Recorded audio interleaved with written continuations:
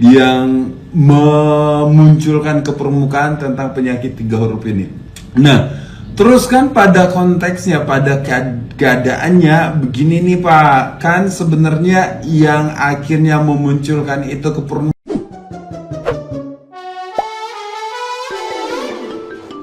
Isu penyakit 3 huruf yang sempat menyeret nama Ruben Onsu kembali menjadi sorotan setelah muncul kritik tajam dari netizen yang budiman dengan akun @bumilangit terhadap langkah kuasa hukum Ruben Onsu.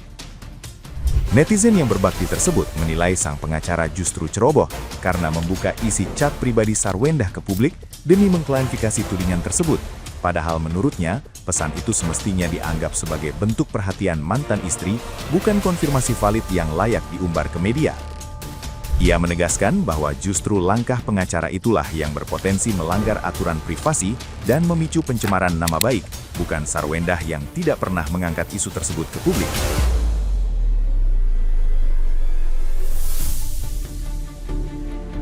Netizen yang budiman ini juga menyoroti sejumlah kejanggalan saat pengacara Ruben menunjukkan hasil tes kesehatan dari laboratorium yang justru menimbulkan kecurigaan lantaran ditemukan kesalahan data seperti tanggal lahir yang tidak sesuai. Ia menilai kekeliruan itu semakin memperkuat kesan bahwa pihak Ruben sendiri yang terus melakukan blunder dalam menangani isu ini, bukan Sarwendah maupun netizen yang berbakti. Ia pun mengajak publik dari kedua kubu untuk lebih bijak dan menahan diri agar situasi yang sudah runyam ini tidak semakin memanas.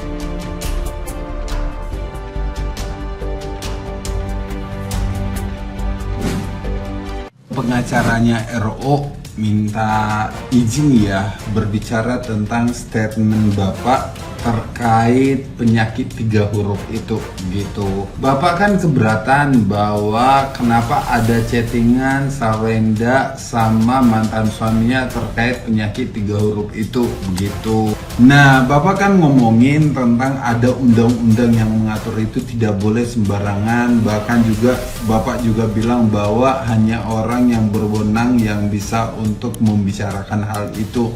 Setuju sih Pak. Nah, kalau seandainya si Sarwendah tiba-tiba mau bilang begini, ditaruh di media sosialnya, di Instagram, di Facebook, TikTok, dan sebagainya, dia bilang begini, si RO itu sejak tahun segini dia kena HIV dan dia itu sudah begini, sudah minum HRV-nya sekian lama, dan begini-begini, sejak kami begini juga sudah begini-begini, itu dilakukan. Nah, itu sudah masuk sama tindakan yang melanggar undang-undang. Ya, aku tahu sih Bapak adalah pengacara yang sudah sangat mengerti hukum gitu. Tetapi kalau coba Bapak selidiki pesannya itu seperti apa, apakah dia itu menyebarkan kemana-mana begitu ya, menyebarkan ke Sergio misalnya, disebarkan ke adik-adiknya misalnya, ke anak-anaknya misalnya, atau kemanapun begitu. Kalian dapat fakta bahwa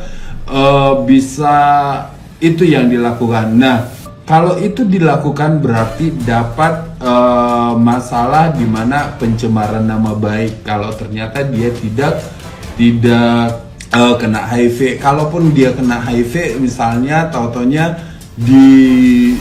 asal dibilang begitu, itu juga sudah masuk pencemaran nama baik, terus juga melakukan tindakan yang tidak menyenangkan di mana mengumbar hal private dari orang lain gitu. Nah, terus yang ketiga juga undang-undang ITE gitu. Jadi undang-undang ya itulah, aku bingung gitu.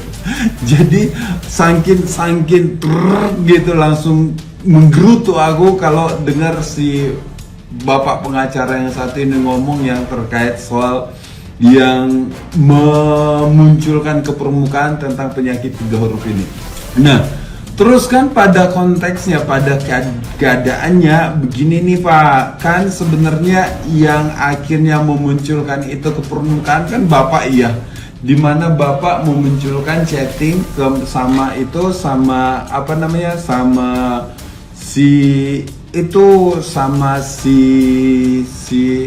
siapa? Denny Sumargo yang terkait chatting itu ini gitu, Bapak tunjukin yang tanggal itu gitu. Tahu-taunya Bapak nggak tutupi, harusnya kan bisa begini nih. Nah, coba lihat ini tanggalnya, ini segala macam, begitu. Nah, terkait tentang segala sesuatu yang dikirim ke Bapak, nah itu perlu komunikasi yang clear, Pak. Jangan-jangan begini, Pak, tolong dong dianalisis dulu. Ini aku mendapatkan chatting dari mantan istriku begini. Kira-kira aku responnya seperti apa? Mungkin itu yang dipikirkan. Tetapi ketika dikirimkan ke Bapak, bukan berarti itu dikonfirmasi. Enggak, udah valid enggak juga. Bisa jadi konsultasi, harus ditanya dulu apakah itu merupakan konsultasi atau validasi. Yang sudah valid mau diangkat ke permukaan, begitu. Nah, ngomongin kan tentang konteks apa perlu ditahu dulu, Pak, gitu. Nah, terus kalau berbicara tentang mencemarkan nama baik, sebenarnya yang mencemarkan itu Bapak sih, karena memang chattingan yang dikirim ke Bapak harusnya itu dianalisis, harusnya diperhatikan, harusnya dilihat celahnya untuk bisa mengcounter yang sebelah. Kira-kira apa jawaban CRO, harusnya itu yang Bapak pikirkan, bukan berarti langsung dibuka ke publik begitu. Dan bukan tanggung jawabnya si Sarwenda juga untuk mengklarifikasi itu gitu, karena memang Sarwenda nggak pernah memunculkan ke permukaan bahwa penyakit 3 huruf itu ada di CRO gitu.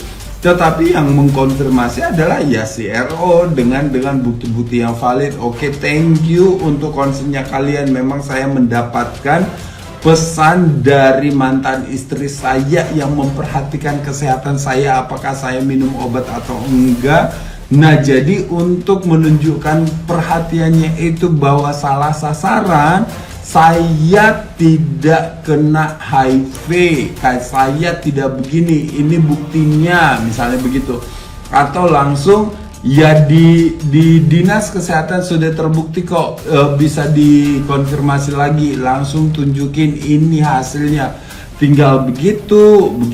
Nah, justru Bapak yang aneh waktu mau mengklarifikasi nunjukin hasil tes dari Prodia. Nah, ada yang salah tanggal lahirnya, yang Bapak salahin Prodianya, ada yang salah untuk yang Bapak tunjukin yang mana. Akhirnya spekulasi orang jadi banyak gitu. Yang sebenarnya yang membuat ini menjadi blunder Bapak sendiri sih. Nggak ada Sarwenda ataupun netizen yang bikin blunder, tetapi Bapak aja yang menunjukin sesuatu yang seharusnya nggak ditunjukin menurut saya. Kalau memang saya salah ya izin, mohon maaf Pak, tetapi menurut hemat pemahaman secara umumnya saya ya begitu. Semoga ya para netizen bisa teredukasi, dan juga pendukung RO dan pendukungnya Sarwenda bisa benar-benar nalarnya jalan, bisa sama-sama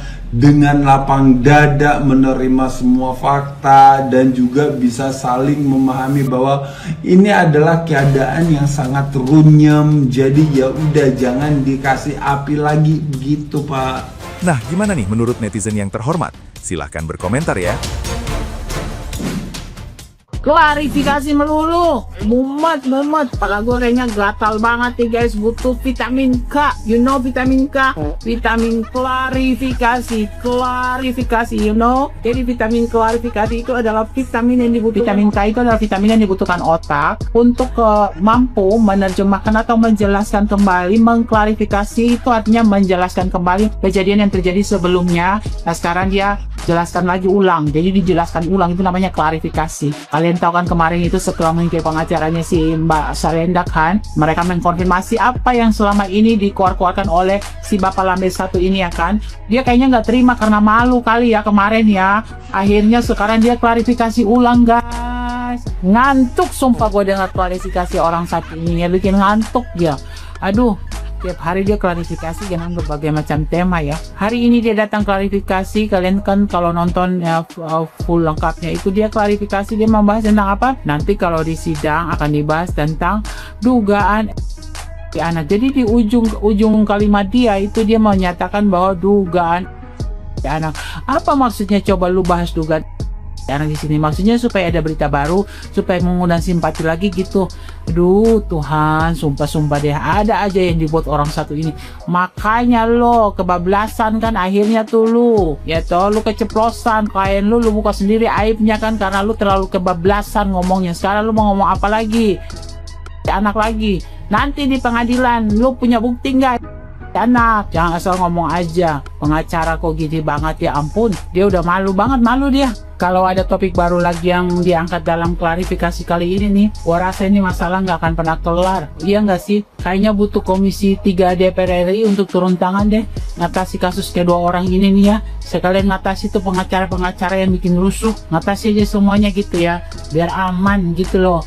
Aduh, ini kan kasus masalah anak ini kan udah dari lama tuh, udah masuk agenda, sekarang dibuka lagi tuh dan diulang 2 kali loh. Berarti ada niat untuk mengangkat lagi ini masalah ini supaya lagi rame lagi di publikan, biar rame lagi dan biar jadi bahan gunjingan dan misalnya akan disalahkan lagi dalam kasus ini. Heran deh gue, memang mulutnya nggak bisa dijaga, bener-bener mulutnya itu loh. Dia kalau nggak klarifikasi, nggak ngangkat hal-hal yang aneh-aneh, kayaknya nggak sah gitu loh. Padahal sesama pengacara mereka udah sepakat loh, nggak boleh dibuka di umum, tapi mulutnya nggak bisa tahan. Kayaknya dia kalau gatal gitu, kalau nggak ngomong sehari kayaknya berasa itu dunia mau kiamat. Takut bibirnya bengkak atas bawah kayak orang habis operasi, oplas gitu loh. Tiap hari ada aja yang diomongin gitu. Ngapain sih klarifikasi lagi? Kan sudah dibilang sama tim pengacara yang sana tuh, kan sudah dibahas semua di sidang. Lu alasan kalau yang dibahas di depan publik harus dipublikasikan juga ke publik. Alasan aja loh. Aduh, kasihan juga ya melihat Sarwenda saat live pun ada aja yang menghujat. Begini salah, begitu salah, begini salah, begitu salah. Live jualan sama CEO salah. Live jualan dengan orang yang mohon maaf berkebutuhan khusus pun salah juga. Live sendirian masih salah juga. Kenapa ya bisa kayak gitu? Itu kan yang mengawali kan Sarwenda juga. Tapi kalau saya sih melihatnya nggak ada masalah Sarwenda mau live jualan. Tapi jangan suka menyindir ayah dari anak-anaknya. Jangan, nggak perlu disindir-sindir ayah dari anak-anak kamu, Sarwenda. Karena ayah dari anak-anak kamu banyak yang mengenalnya, banyak yang mengetahui perjuangannya, sudah banyak yang tahu akan kebaikan-kebaikannya. Jadi itu pelanggaran besar ketika kamu menyindir ayah dari anak-anak kamu. Fokus aja jualan. Kalau aku sih support ya kamu live jualan kayak begitu. Yang penting tetap jaga tingkah laku, lisan kamu. Karena kan kamu public figure. Saya justru salut ngeliat perempuan ya semangat, kuat, berjuang, mencari uang. Tunjukkan kalau kamu mampu. Karena dari kacamata saya selaku wanita yang bisa dikatakan sudah matang, Ruben itu termasuk laki-laki yang sangat bertanggung jawab. Tapi kamunya juga sebagai, mohon maaf, mantan istri harus tahu diri dong. Sebagai mantan istri, banyak hal yang tidak bisa kita samakan ketika masih menjadi istrinya. Oke Sarwenda, tetap berjualan. Semoga laris manis, kidung kimpul.